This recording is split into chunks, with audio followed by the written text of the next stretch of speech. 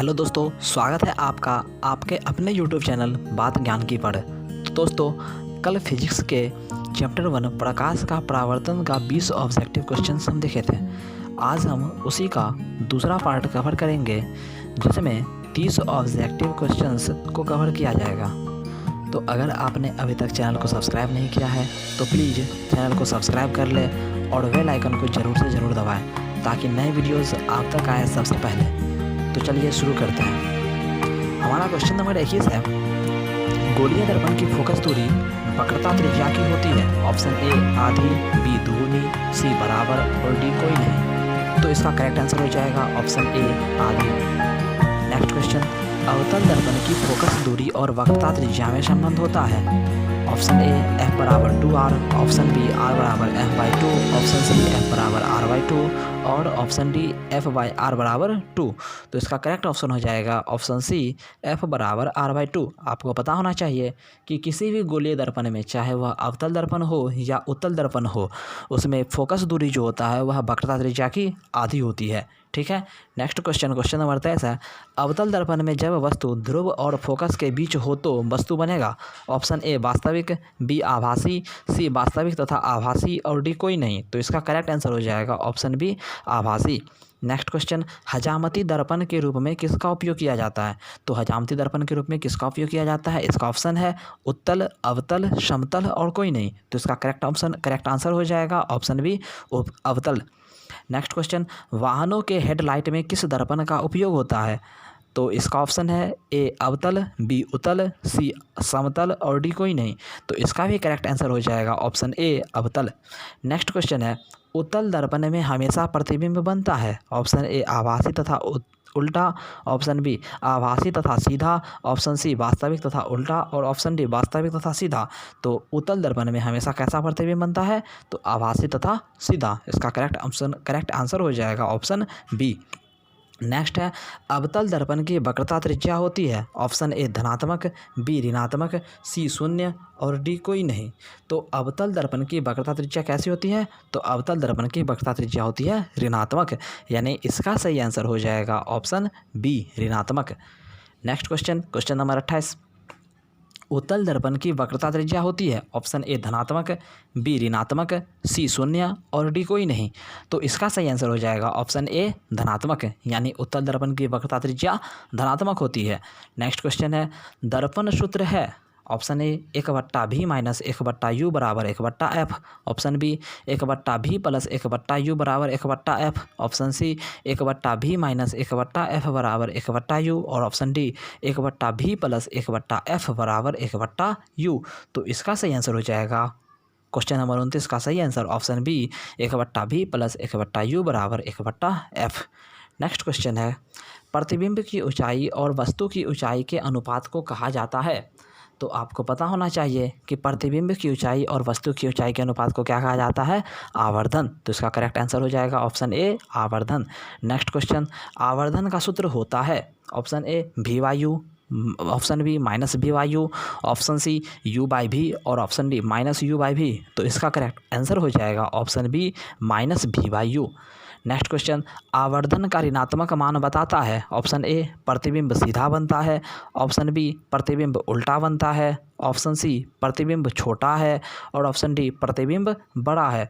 तो इसका सही आंसर, यानी आवर्धन का जब ऋणात्मक मान होता है तो इससे हमको यह पता चलता है कि प्रतिबिंब जो है वह कैसा बन रहा है, तो प्रतिबिंब उल्टा बन रहा है, यानी इसका सही आंसर हो जाएगा ऑप्शन बी। नेक्स्ट क्वेश्चन है, आवर्धन का धनात्मक मान बताता है। तो इसका भी ऑप्शन है आपका ए प्रतिबिंब सीधा बनता है, प्रतिबिंब उल्टा बनता है, प्रतिबिंब छोटा है और प्रतिबिंब बड़ा है। तो इसका करेक्ट आंसर हो जाएगा ऑप्शन ए प्रतिबिंब सीधा है। नेक्स्ट क्वेश्चन नंबर 34, वास्तविक प्रतिबिंब के लिए आवर्धन का संकेत होता है। वास्तविक प्रतिबिंब के लिए आवर्धन का संकेत होता है। ऑप्शन ए है धनात्मक, बी ऋणात्मक, सी दोनों और डी कोई नहीं।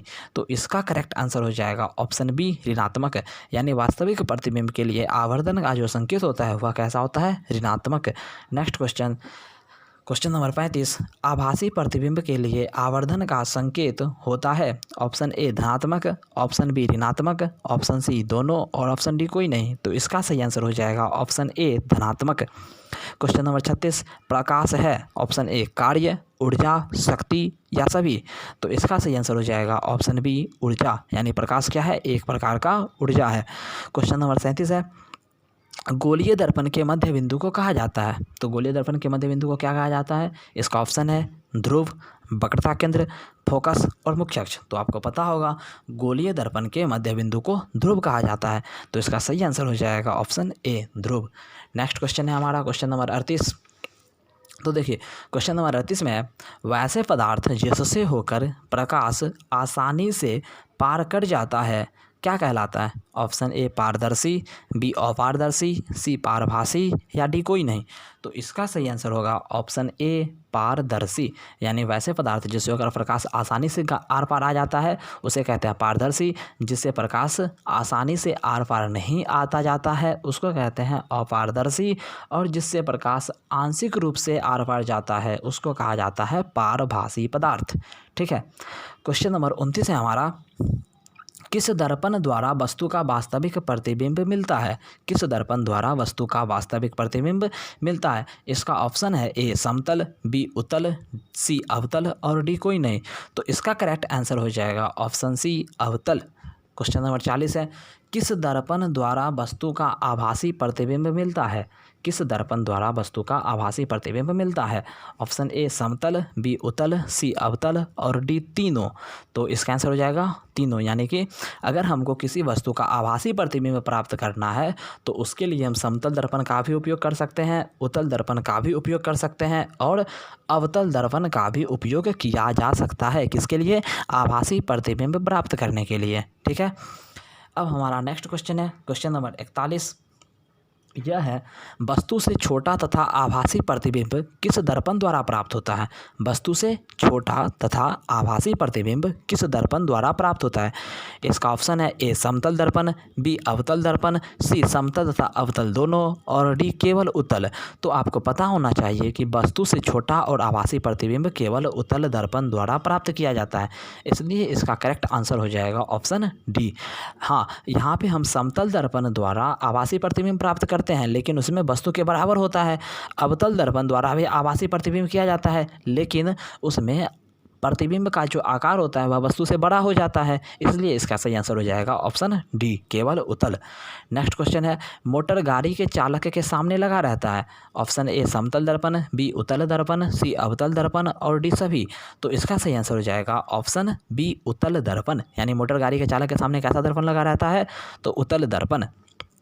क्वेश्चन नंबर 43, एक दर्पण से किसी भी दूरी पर रखी वस्तु का सीधा प्रतिबिंब प्राप्त होता है।